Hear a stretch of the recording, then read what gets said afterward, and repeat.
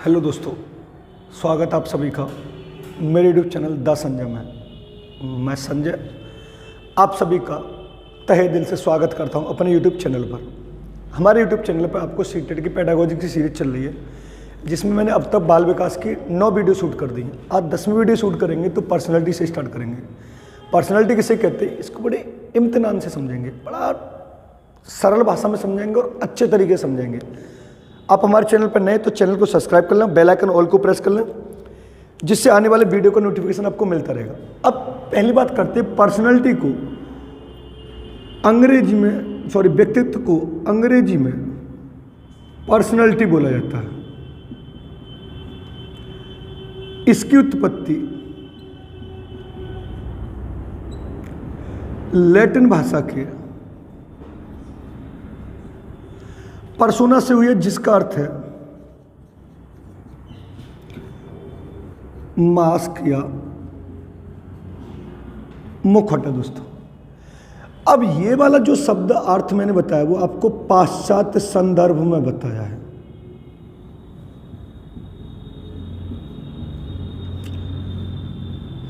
यानी प्राचीन काल में जो पर्सनैलिटी का शाब्दिक अर्थ होता था वो लैटिन भाषा के पर्सोना से होता था, जिसका शाब्दिक अर्थ क्या है। लेकिन अगर वर्तमान में देखा जाए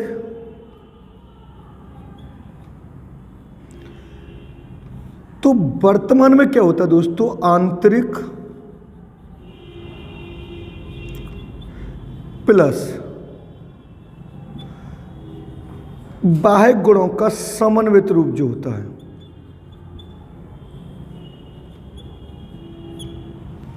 उसको क्या बोलते हैं, पर्सनैलिटी। लेकिन इधर अगर देखें हम, देखो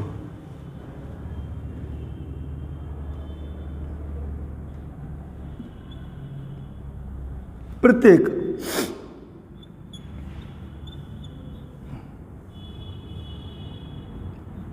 व्यक्ति का व्यक्तित्व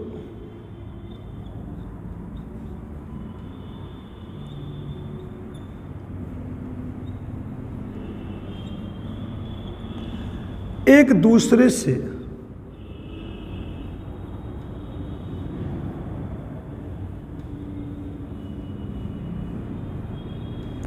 भिन्न होता है।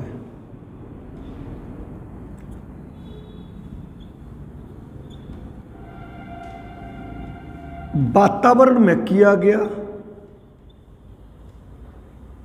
किसी व्यक्ति का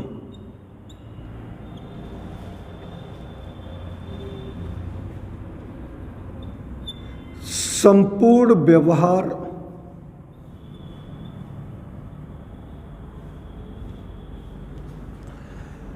व्यक्तित्व कहलाता है।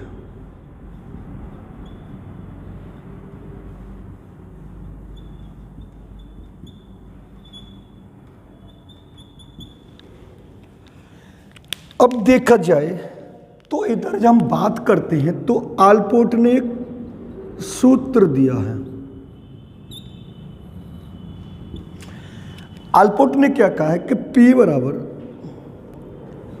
Sigma B into E।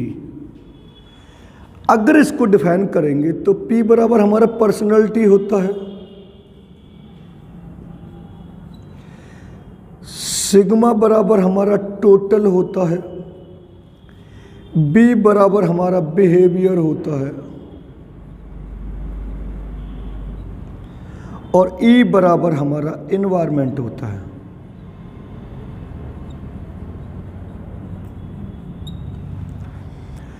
अगर पर्सनैलिटी होता है व्यक्तित्व,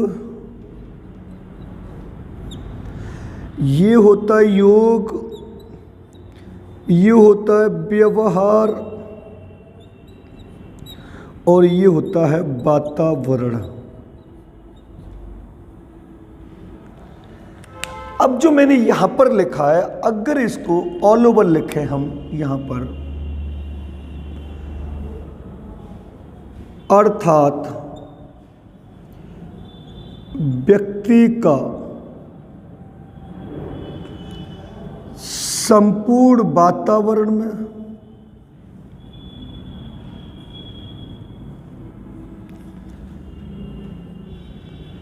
किया गया व्यवहार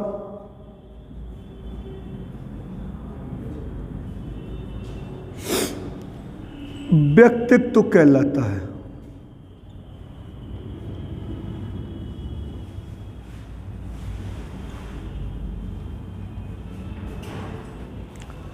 ये हमारी पर्सनैलिटी है। समझना पर्सनैलिटी किसे कहते हैं, बड़ा इंपॉर्टेंट पार्ट पढ़ा रहे हैं। व्यक्तित्व अंग्रेजी भाषा में क्या बोलते हैं, पर्सनैलिटी बोलती है, जिसकी उत्पत्ति लैटिन भाषा के पर्सोना से हुई, जिसका अर्थ है मास्क यानी मुखौटा। और ये वाला किस में लिखा है मैंने, पाश्चात्य संदर्भ में। अगर वो इस वाले शब्द को ऐसे भी बोल सकता है प्राचीन काल में,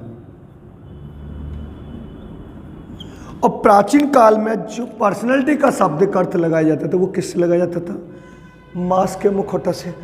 अगर वो वर्तमान में पूछे कि वर्तमान में भैया क्या अर्थ है इसका, जो अभी चल रहा है, तो आंतरिक और बाह्य दोनों गुणों का समन्वित रूप जो होता है वो पर्सनैलिटी कहलाता है। अब इधर मैंने लिखा है कि व्यक्तित्व प्रत्येक व्यक्ति का एक दूसरे से भिन्न होता है, और वातावरण में किसी व्यक्ति का संपूर्ण व्यवहार उसका व्यक्तित्व कहलाता है। अगर वो यहां पर ये कह सकता है संपूर्ण किया गया कार्य, तो भी उसका व्यक्तित्व कहलाए।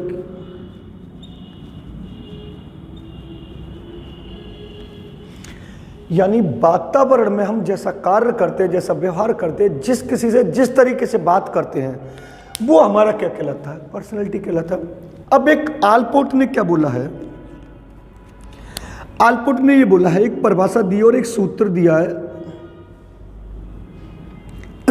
कि P बराबर सिग्मा और कोष्टक में B इंटू ई। P बराबर मैंने लिखा पर्सनैलिटी, सिग्मा बराबर लिखा टोटल, और B बराबर लिखा बिहेवियर, E बराबर लिखा एनवायरमेंट। अब इसको देखा जाए तो यानी अर्थात वातावरण में व्यक्ति के संपूर्ण व्यवहार का जो योग है वो हमारा क्या कहलाता है, पर्सनैलिटी कहलाता है। यानी जब हम किसी पूरे वातावरण में जिस व्यवहार को करते हो और उसको मिलाकर जो एक क्वालिटी बनती है उसको क्या नाम दिया गया है, पर्सनैलिटी नाम दिया गया है, जिसमें दो प्रकार के गुण पाए जाते हैं, आंतरिक और बाह्य। अभी जब मैं आपको नेक्स्ट पढ़ाऊंगा अंतर्मुखी और बहिर्मुखी, जो आपको युंग के अनुसार मिलेंगे, जो वर्तमान में माने जाते। नोट कर लिया।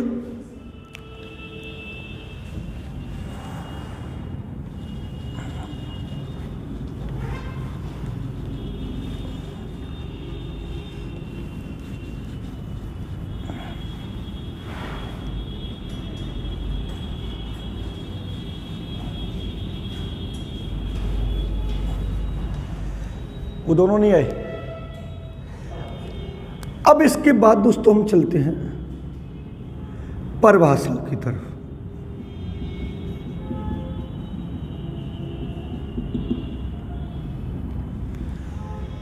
इसकी डेफिनेशन बड़ी इंपॉर्टेंट है।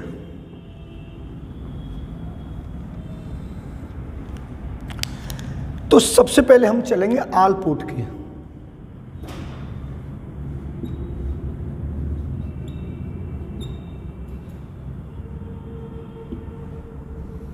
देखो आलपोर्ट में क्या क्या है,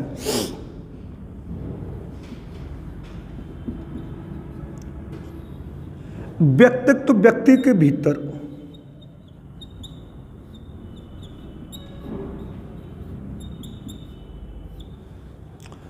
उन मनोदैहिक गुणों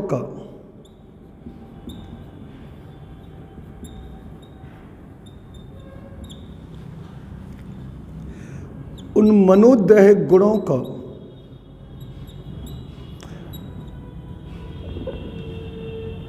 गत्यात्मक संगठन है।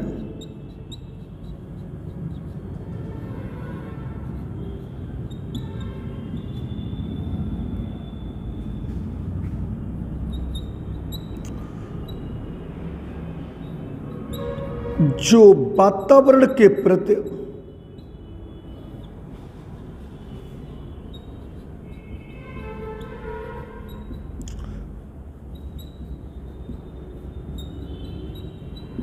होने वाले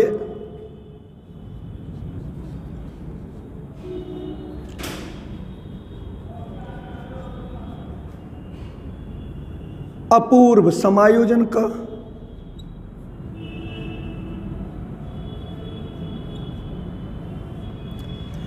निर्धारण करता है।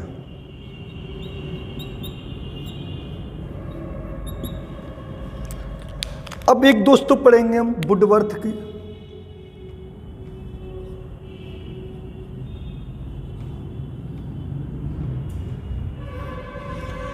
इन्होंने कहा है व्यक्तित्व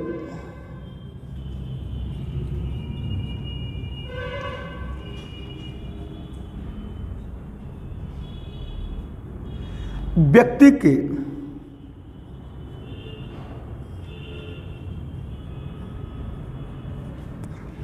समग्र व्यवहार की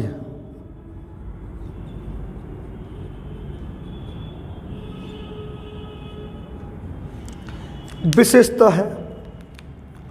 उसके बाद तीसरा आता है गिलफोर्ड।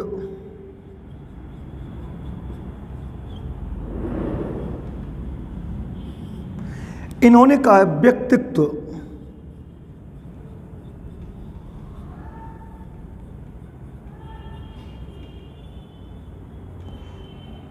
गुणों का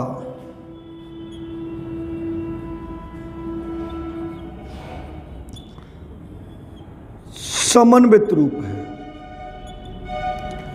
यानी पर्सनैलिटी की जब भी हम बात करते हैं तो 3 डेफिनेशन की बात करते हैं, और उसमें सबसे ज्यादा जो इंपॉर्टेंट मानी जाती है दोस्तों, वो मानी जाती है आलपोर्ट की, जो लगातार दोनों बार सुपर टेट में पूछी गई और सी टेट की जब मोस्टली शिफ्ट में आ जाती है। उन्होंने कहा है कि व्यक्तित्व व्यक्ति के भीतर उन मनोदैहिक गुणों का गत्यात्मक संगठन है जो वातावरण के प्रति होने वाले अपूर्व समायोजन का निर्धारण करता है। ये किसने बोला? ये बोला वुडवर्थ ने बोला व्यक्तित्व व्यक्ति के समग्र व्यवहार की। मैंने आपको पहले शाब्दिक अर्थ में ये बताया कि जो एक छात्र का, एक व्यक्ति का, एक किसी का भी जो ऑल ओवर जो बिहेवियर होता है उसको पर्सनैलिटी नाम दिया गया है। गिलफोर्ड ने बोला कि व्यक्तित्व गुणों का समन्वित रूप, एक समन्वित मीन्स होता है ऑल ओवर जो भी हमारे अंदर क्वालिटी पाई जाए तो उसको क्या नाम दिया गया? समन्वित रूप दिया गया। अब इसके बाद इधर हम पढ़ते हैं तो इधर आते हैं व्यक्तित्व के प्रकार।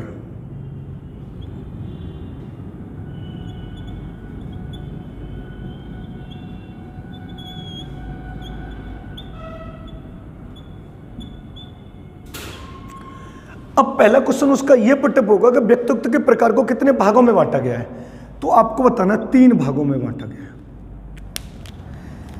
3 भाग कौन कौन से हैं? तो हमें पहला वाला लगाना है शारीरिक आधार पर।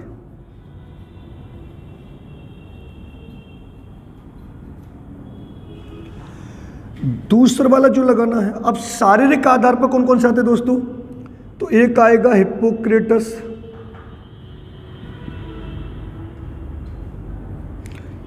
दूसरा आएगा दोस्तों सेल्डन, और तीसरा आएगा क्रैसमचर। अब उसके बाद दूसरा देखेंगे दोस्तों तो हम पढ़ेंगे सामाजिक आधार पर।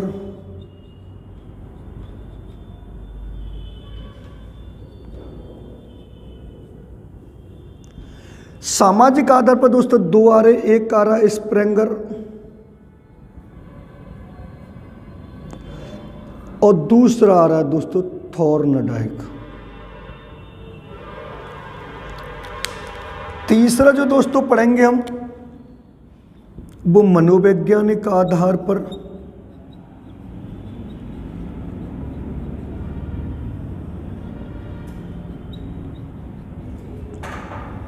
और ये किसने बताए हैं? युंग यानी जुंग। अब जो युंग वाला वो तो मोस्टली सी टेट में भी पूछा जा रहा है, यूपी टेट में पूछा जा रहा है, सुपर टेट में पूछा जा रहा है। अब इधर देखें, आलपोर्ट की परिभाषा पढ़वा दिया, वुडवर्थ की लिखवा दी और गिलफोर्ड की लिखवा दिया। अब वो आपसे ये क्वेश्चन पुटअप करता है कि व्यक्तित्व के प्रकार को कितने भागों में बांटा गया है, तो आपको 3 भागों में बटाना है, शारीरिक आधार पर, सामाजिक आधार पर, मनोवैज्ञानिक आधार पर। अब वो आपसे ये पूछे शारीरिक आधार पर कौन कौन से व्यक्तित्व के प्रकार होते हैं, तो आपको एक तो हिप्पोक्रेटस लगाना है, एक सेल्डन लगाना है, एक क्रैसमचर लगाना है। उसके बाद आपको सामाजिक आधार पूछे तो स्प्रेंगल लगाना है, थॉर्नडाइक लगाना है। क्लियर है? उसके बाद मनोवैज्ञानिक आधार पर पूछे तो आपको बताना है युंग के अनुसार। व्यक्तित्व के प्रकार 3 प्रकार, शारीरिक, सामाजिक और मनोवैज्ञानिक आदि। अब इनको डिटेल में पढ़ते हैं कि हिप्पोक्रेटस ने कौन कौन से बताए, सेल्डन ने कौन कौन से बताए और क्रेसमेंसर ने कौन कौन से बताए। नोट कर लिया आप लोगों ने।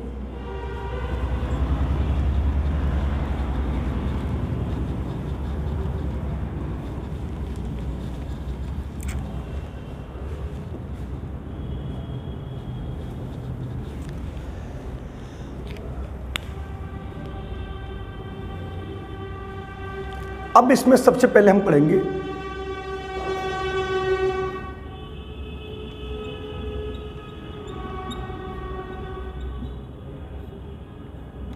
हिप्पोक्रेटस के अनुसार। अब हिप्पोक्रेटस ने जो व्यक्तित्व के प्रकार बताए थे वो बताए थे 4 बताए थे। और किस आधार पर बताए थे?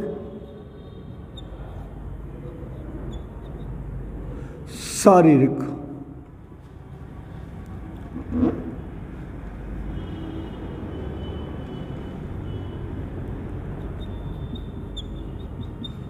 आधार पर। कौन कौन से प्रकार बताएं? एक बताए कफ प्रवृत्ति वाले,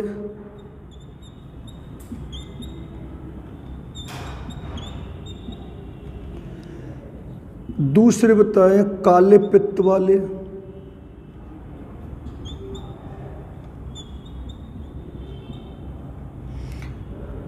नेक्स्ट बताएं पीले पित्त वाले,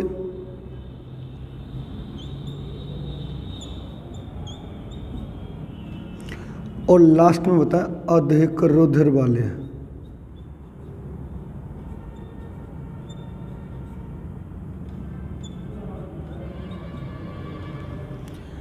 अब उसके बाद दूसरा हम जो पढ़ेंगे वो पढ़ेंगे सेल्डन के अनुसार।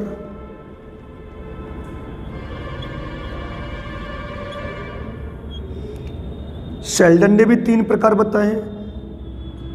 पहला बताया एंडोमॉर्फी,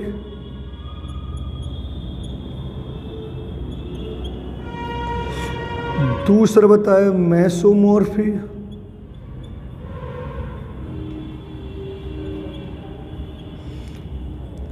और तीसरा बताया एक्टोमॉर्फी, जिसको हम बोलते हैं गोलकाय,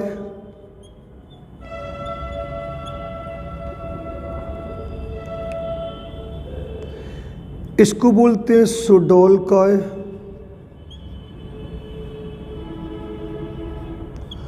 और इसको बोलते हैं लंबकाय।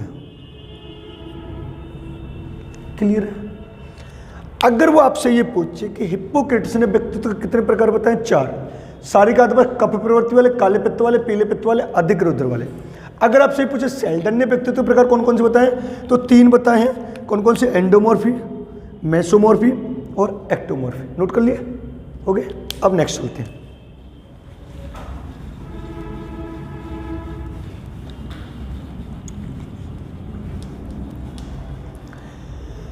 उसके बाद तीसरा जो हम लेते हैं वो लेते हैं क्रेसमेचर के अनुसार।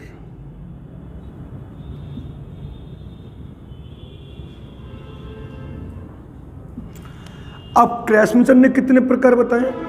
4 प्रकार बताए। पहला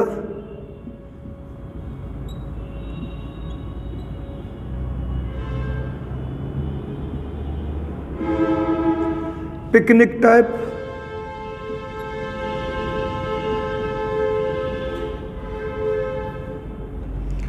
एथलेटिक टाइप,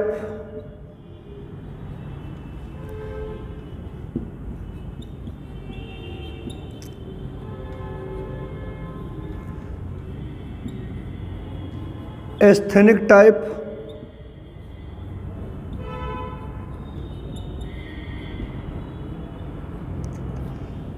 और डिस्प्लास्टिक टाइप। यानी ये जो 3 प्रकार मैंने आपको पढ़ाए हिप्पोक्रेटस के, सेल्डन के और क्रेसमेचर के, वो किस आधार पर बताएं? शारीरिक आधार पर। अब उसके बाद दूसरा जो हम पढ़ेंगे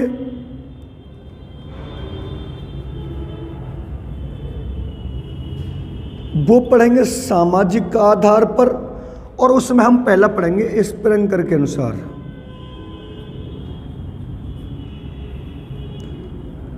स्प्रेंगर ने कितने प्रकार बताए दोस्तों? 6 प्रकार बताए। कौन कौन से? देखो,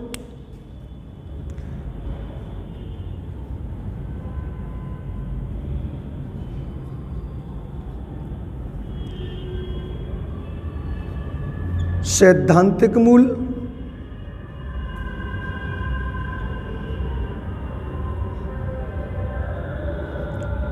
सामाजिक मूल्य,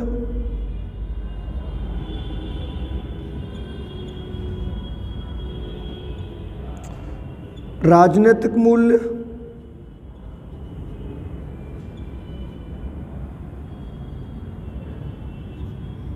कलात्मक मूल्य,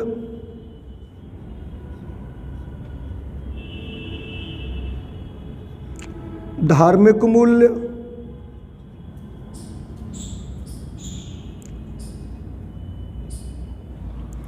आर्थिक मूल्य। यानी ये जो 6 प्रकार बताए वो किसने बताए? स्प्रेंगर ने बताए। अब इसके साथ में एक और चलता है सामाजिक आधार पर, थॉर्नडाइक के अनुसार इन्होंने कितने बताए? 3 प्रकार। देखो, पहला सूक्ष्म विचारक,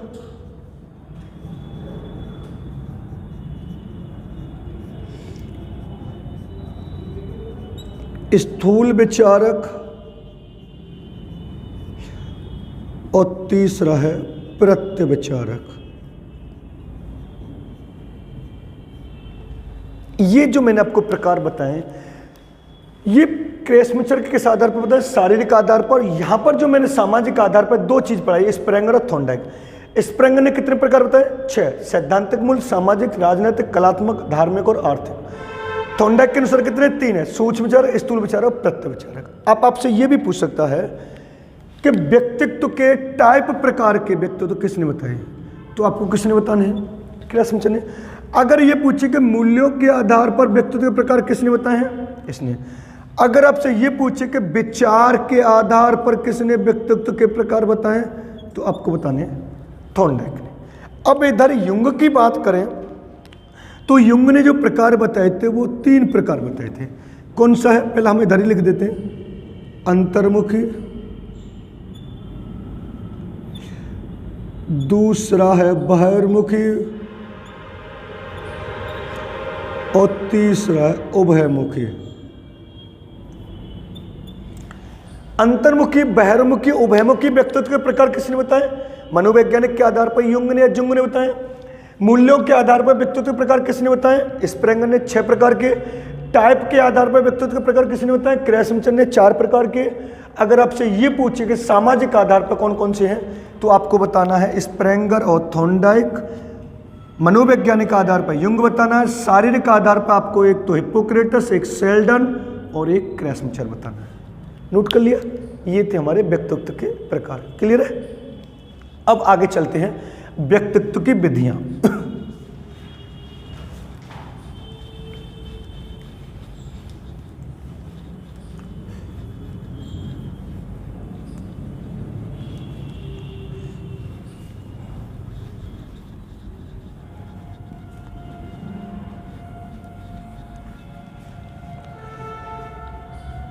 अब आती है हमारी व्यक्तित्व की विधियां।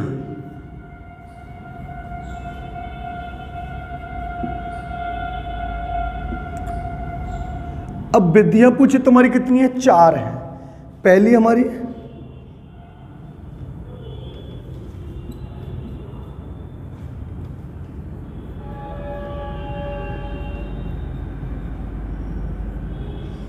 आत्मनिष्ठ विधि, दूसरी हमारी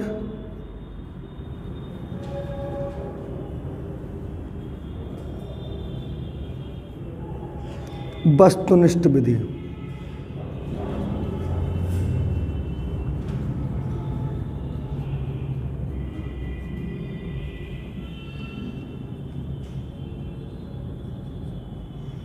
मनोविश्लेषणात्मक विधि और लास्ट में हमारी प्रक्षेपण विधि। अब आपसे ये पूछेगा कि आत्मनिष्ठ विधि के जनक कौन है, तो आपको बताने हैं बर्कले। वस्तुनिष्ठ विधि के जनक कौन है, तो आपको बताने फिशर। मनोविश्लेषणात्मक विधि के जनक कौन है, फ्रायड। और प्रक्षेपण विधि के जनक कौन है, तो आपको बताने फ्रायड। अब क्वेश्चन जो पुटअप हो रहा है वो इनके अंदर से भी पुटअप हो रहा है। अब पहली वाली विधि अगर हम पढ़ें,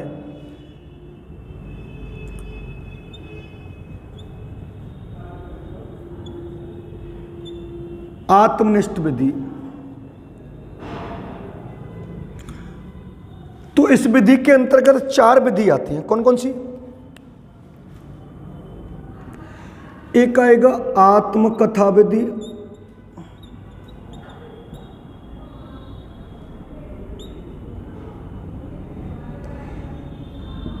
दूसरा आएगा जीवन इतिहास विधि,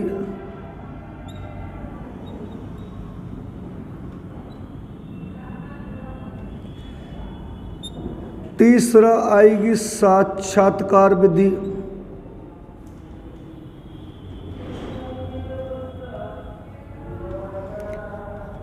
नेक्स्ट आएगा प्रश्नावली विधि।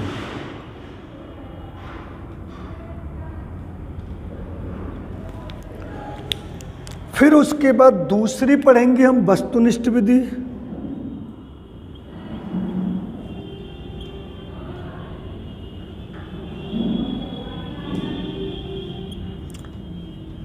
इसके अंतर्गत भी 4 आ रही हैं।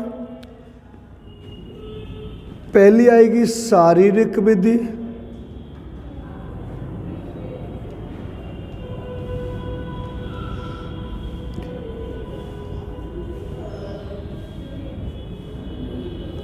निरीक्षण विधि, वर्गक्रम विधि,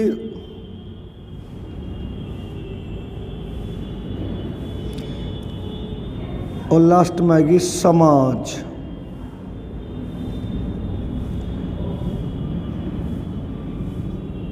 रेखा चित्र विधि। अब इनके जनक भी आपसे पूछेगा तो आपको बताना जीवन इतिहास विधि के जनक गार्डनर,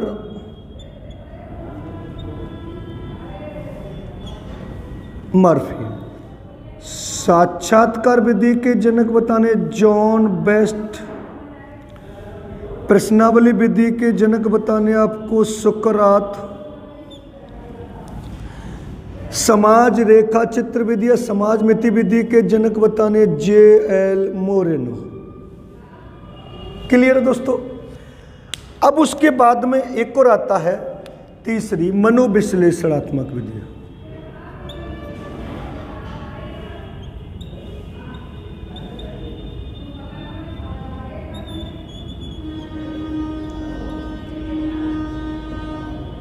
इसके अंतर्गत 2 आती हैं दोस्तों। पहली आएगी स्वप्न साचर विधि,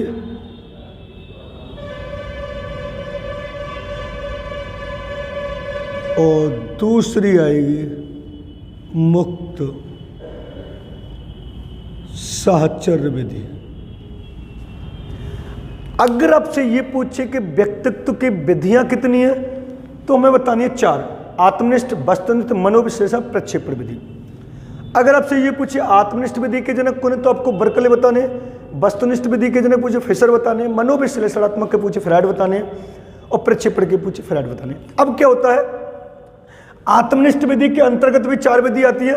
आत्मकथा विधि, जीवन इतिहास विधि, साक्षात्कार विधि, प्रश्नावली विधि। अब यहां से जो क्वेश्चन पुटअप हो रहा है वो ऐसे पुटअप हो रहा है कि वो 3 तो यहां से लेगा और 1 यहां से लेगा। निम्न में से कौन सी विधि भिन्न है, या फिर 3 यहां से लेगा और 1 यहां से लेगा, यानी 3 अदर बनाएगा, 1 अलग बनाएगा। निम्न में से कौन सी वस्तुनिष्ठ विधि नहीं है, कौन सी व्यक्तिनिष्ठ विधि नहीं है। लेकिन सबसे ज्यादा जो इंपॉर्टेंट है वो ये वाली है, जो हम अब इसको डिटेल में पढ़ेंगे। क्लियर है? नोट कर लिया आप लोगों ने? साफ कर दें।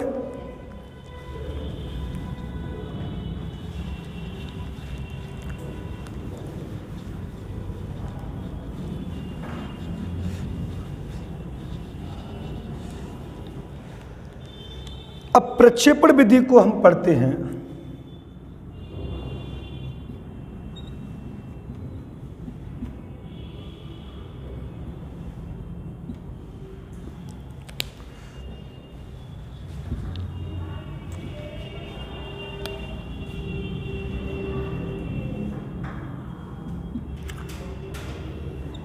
अब आपसे दोस्तों ये क्वेश्चन पुट करेगा प्रक्षेपण विधि में होता क्या है। तो यहां पर व्यक्ति के अचेतन मन के विचारों को जाना जाता है।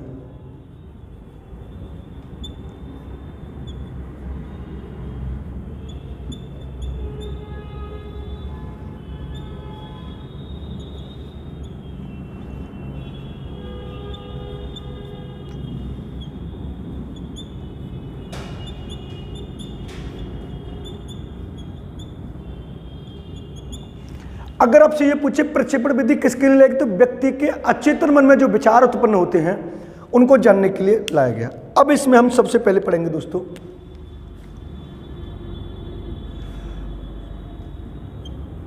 रोरसा, स्याही,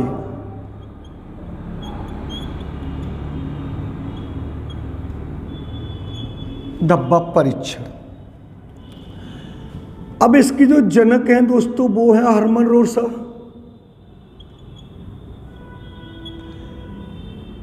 अगर आपसे ये पूछे ये कहाँ के निवासी हैं तो आपको बताना स्विट्जरलैंड के।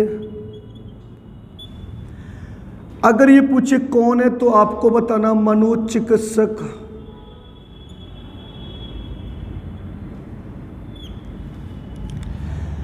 अब इसको जो बोला जाता है वो बोला जाता IBT यानी इंक ब्लड टेस्ट। अगर आपसे पूछे किस सन में आया तो आपको बताना है 1921। फिर आपसे पूछे कार्ड कितने हैं तो आपको बताने 10, 5 स्त्री के लिए और 5। अगर ऐसे न पूछे तो 5 थे काले सफेद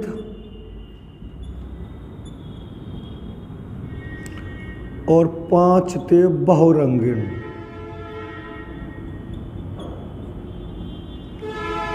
अगर वो पूछता कुल कार्ड कितने हैं तो आपको बताना है 11। समझे इसको। अगर वो पूछता है कि रोरसा शाही डब्बा परीक्षण के जनक कौन है, हरमन रोरसा। कहाँ के निवासी है, स्विट्जरलैंड के। कौन थे, मनोचिकित्सक। IBT की फुल फॉर्म पूछे तो इंक ब्लड टेस्ट बतानी है आपको। फिर आपसे ये पूछेगा IBT में कार्डों की संख्या कितनी, तो आपको 10 बतानी है, और कुल पूछे तो 11 बतानी है। अब जो 5 का जो 10 कार्ड है वो इस वालों को भी छिपा लेते हो। वो ये पूछेगा 10 कार्ड किस किस के लिए, तो पहले आपको ये बताने हैं जो 5 हैं वो स्त्री के लिए है और 5 हैं वो किसके लिए। अगर वो ऐसे नहीं पूछ रहा है तो वो ऐसे पूछेगा 5 होते हैं काले सफेद और 5 होते हैं हमारे बहुरंगीन। अब दूसरा वाला जो पढ़ेंगे दोस्तों हम पढ़ेंगे प्रासंगिक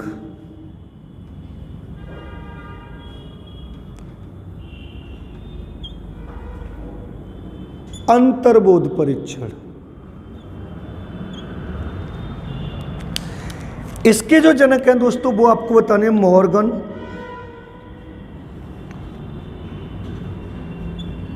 और मुरे।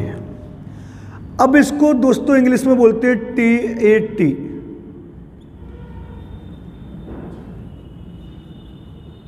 थैमेटिक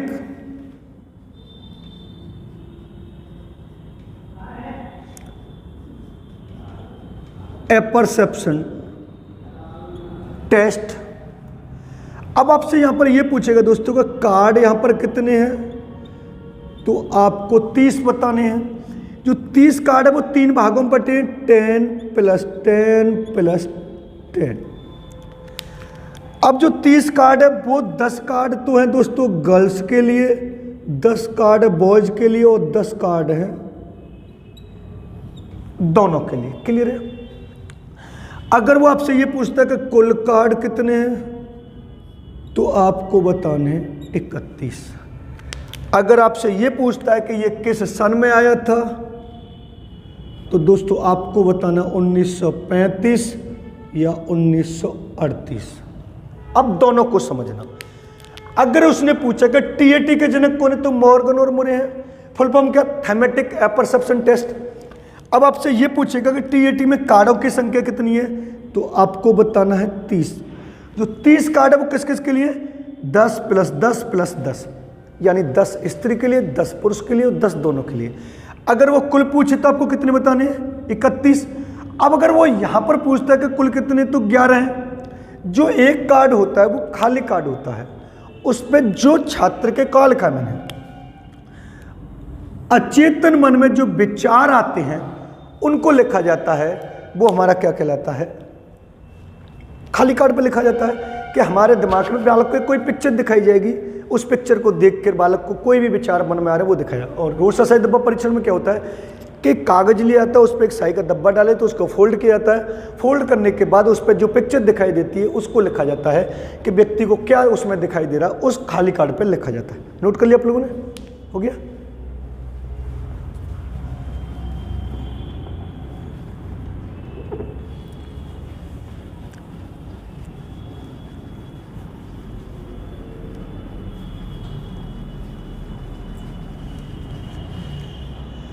अब जो तीसरा आता है हमारा,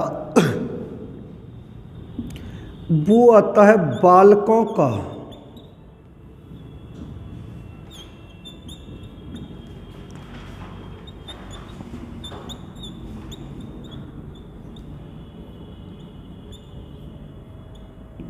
अंतर्बोध परीक्षण। इसके जो जनक हैं वो आपको बैलक लगाने हैं। अगर वो आपसे ये पूछे कि इसको प्रस्तुत किसने किया,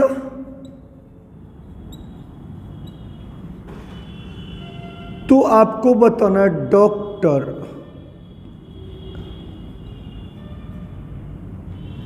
ई कृष्ण। अब वो इसको बोलते क्या? इसको बोलते CAT, फुल फॉर्म देखेंगे चिल्ड्रन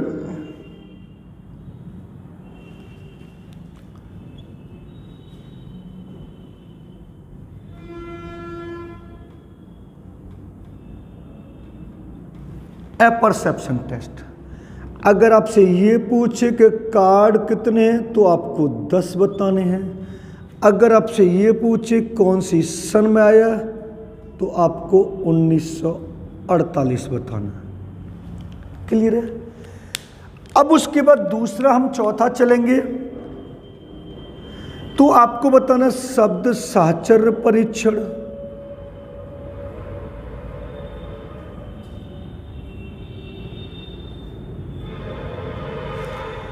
इसके जो जनक हैं दोस्तों आपको बताने हैं गाल्टन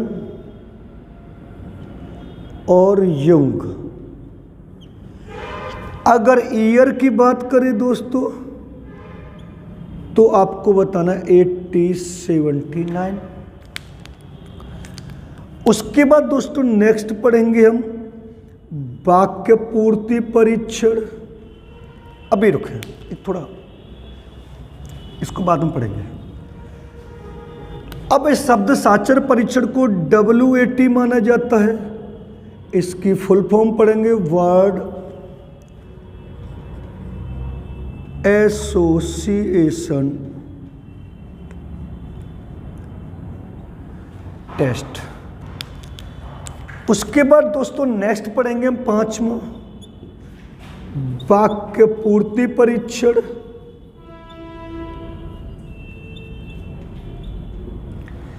इसके जो दोस्त जनक हैं वो हैं पायन, और इसको बोलते हैं दोस्तों SCT की फुल फॉर्म देखें दोस्तों हम, तो इसकी फुल फॉर्म है सेंटेंस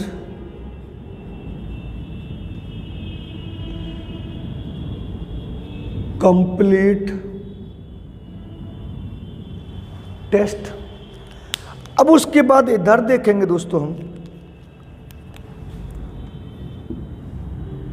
पिक्चर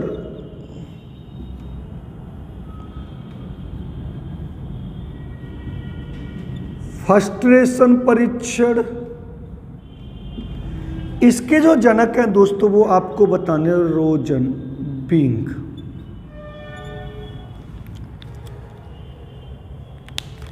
उसके बाद दोस्तों हम पढ़ेंगे इधर नेक्स्ट नंबर पे वरिष्ठ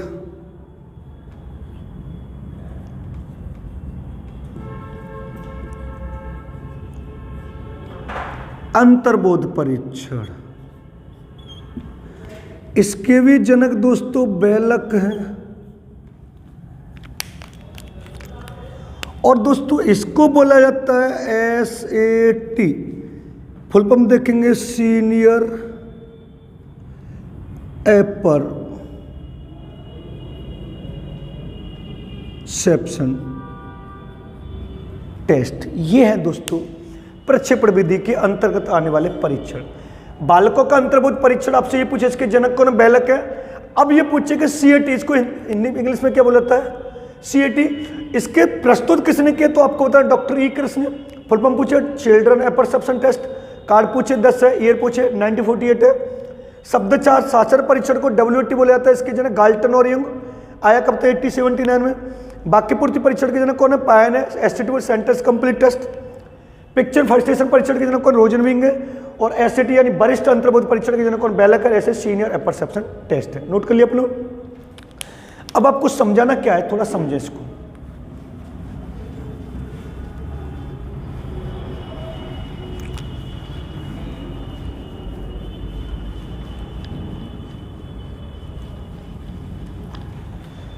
अब दोस्तों जो आपको हेडिंग डालनी है वो डालनी है अन्य परीक्षण।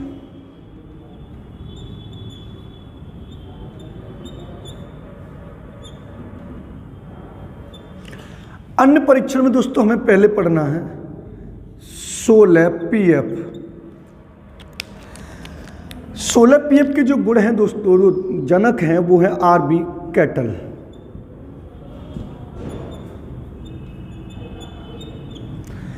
इसको हम अगर फुल फॉर्म देखे जाए तो पर्सनालिटी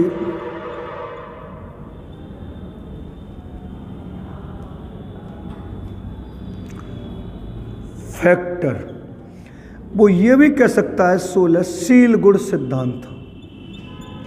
वो किसने दिया, RB कैटल ने दिया। दूसरा जो हम पढ़ेंगे दोस्तों वो पढ़ेंगे MMPI। इसके जो जनक हैं वो हैं Hathaway and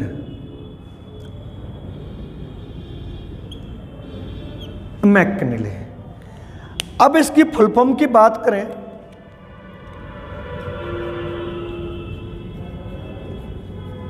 Minnesota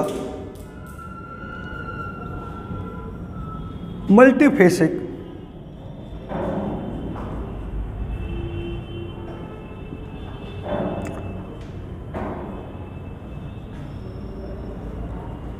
personality inventory. अगर ये कहा जाए कि मिनीसोटा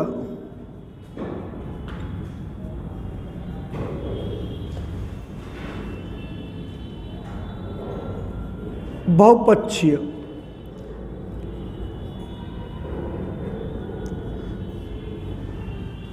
व्यक्तित्व प्रश्नावली। अब इधर हम आते हैं प्रक्षेपण विधि के अंतर्गत। मैंने आपको पहला पढ़ाया था IBT, दूसरा पढ़ाया मैंने आपको TAT, फिर उसके बाद मैंने आपको पढ़ाया CAT, फिर उसके बाद मैंने पढ़ाया SAT, फिर उसके बाद आपको पढ़ाया मैंने WAT, फिर उसके बाद पढ़ाया SCT, और फिर लास्ट में मैंने आपको पढ़ाया था PPT यानी रोसा और प्रासंगिक अंतर्बोध परीक्षण। और एक और रह गया है, कौन सा रह गया है, 2 4 6 7। अब मान लेते हैं कि यहां से वो 3 लेता है, उसने पूछा है क्वेश्चन भिन्न बताइए, तो A option, B option, C option, D option. A option में उसने दिया IBT, B ऑप्शन में दिया 16 PF, C ऑप्शन में दिया TAT और D ऑप्शन में दिया CAT। अब आपको समझना क्या है कि जो मैंने ये अन्य परीक्षण आपको पढ़ा है, ये 16 PF और MMPI व्यक्तित्व के मापन के लिए तो प्रयोग किए जाते हैं, लेकिन प्रक्षेपण विधि के अंतर्गत नहीं आते हैं। अगर आपसे ये पूछेगा, देखो मैंने इधर क्वेश्चन भी बनाया कि भिन्न छाटिए, तो मैंने एक बताया IBT, दूसरा 16 PF, तीसरा TAT और CAT। जो मैंने 16 PF है आपको दोस्तों इस प्रक्षेपण विधि के अंतर्गत नहीं पढ़ा है। प्रक्षेपण विधि के अंतर्गत मैंने आपको ये पढ़ा है कि IBT होता है, TAT होता है, CAT होता है, SAT होता है, WT, SAT, PPT, picture frustration परीक्षण। लेकिन ये जो 16 PF और MMPI ये दो तरीके से क्वेश्चन बनेगा। अगर आपसे ये पूछे कि 16 PF में किसका मापन करते हैं, तो आपको बताना व्यक्तित्व का मापन करते हैं। अगर आपसे ये पूछे MMPI में किसका मापन करते हैं दोस्तों, तो अभी आपको ये बताना है कि व्यक्तित्व का मापन करते हैं। लेकिन 16 PF और MMPI को कभी भी हम प्रक्षेपण विधि के अंतर्गत नहीं लेके आते हैं। अगर इन सबको देखा जाए और इन सबको देखा जाए और ऑल ओवर एक बात की जाए तो इन सबका प्रयोग किया जाता है व्यक्तित्व के मापन के लिए। लेकिन 16 PF और MMPI कभी भी प्रक्षेपण विधि के अंतर्गत नहीं आते हैं। आपको सिर्फ ये समझना है। समझ में आया? क्लियर है? अब उसके बाद आता है लास्ट पॉइंट जो होता है व्यक्तित्व के सिद्धांत से।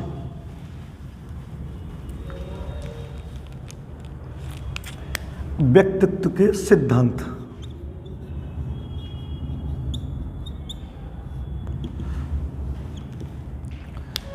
अब इस वाले में पहला हम पढ़ेंगे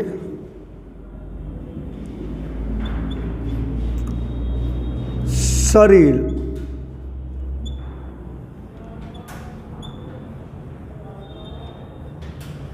संरचना का सिद्धांत। तो दोस्तों इसके जनक आपको शेल्डन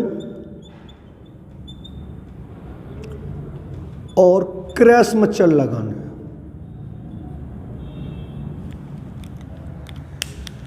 दूसरा दोस्तों हम पढ़ेंगे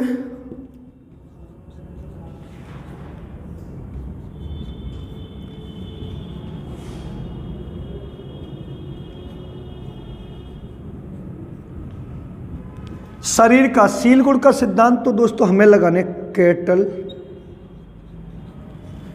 और आलपोर्ट।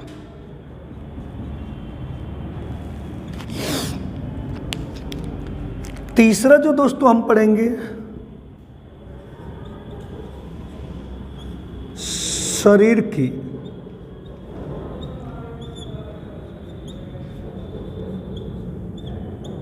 मांग का सिद्धांत। तो दोस्तों हमें लगाना है अब्राहम मैस्लो।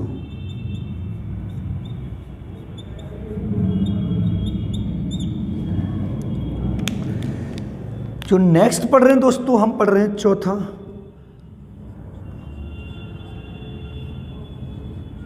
शरीर का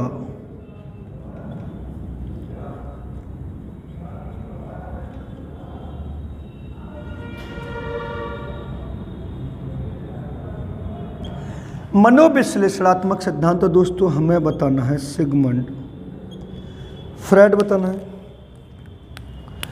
उसके बाद एक और पढ़ेंगे शरीर का स्वकात सिद्धांत। तो हमें बताना दोस्तों कार्ल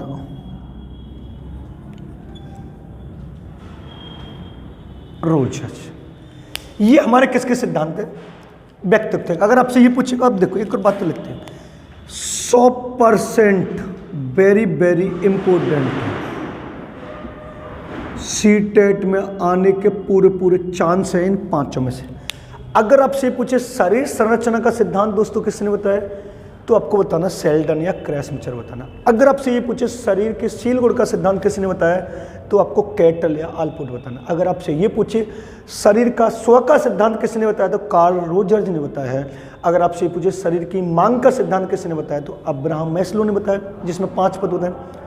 शरीर का मनोविश्लेषणात्मक सिद्धांत किसने बताया, फ्रायड ने बताया। ये था दोस्तों पर्सनैलिटी। समझ में आया? अगर दोस्तों समझ में आए तो वीडियो को लाइक करो, शेयर करो, कमेंट भी करें। अगर आप हमारे चैनल पर नए, हमारे चैनल को सब्सक्राइब करें और बेल आइकन ऑल को प्रेस करें, जिससे आने वाले वीडियो का नोटिफिकेशन आपको मिलता रहे। इससे पहले मैंने आपको 9 वीडियो शूट कर दिए हैं बाल विकास की। हिंदी की पेडागोजी की पहले वीडियो शूट कर चुका हूँ, 7 वीडियो 6 वीडियो। अब ये 10 वाली वीडियो जो पर्सनैलिटी आज मैंने पढ़ाई है, आप इसको जाके देख सकते हैं। मिलते हैं नेक्स्ट वीडियो में। धन्यवाद दोस्तों।